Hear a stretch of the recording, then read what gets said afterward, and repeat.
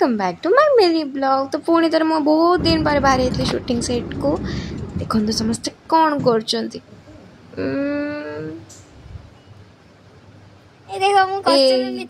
मो सांग sexy figure देखि सेक्सी फिगर बाइक फेक चली कहीं छिन छत्र करछ बाइक कहां से सीखा?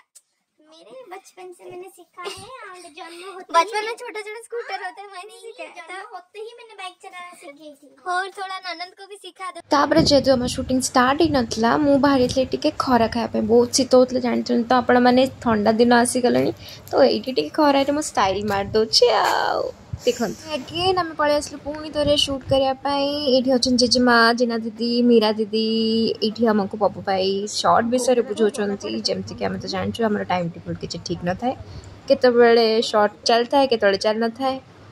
मु पुणी थरे आसी गली मो संगीनी पाखको।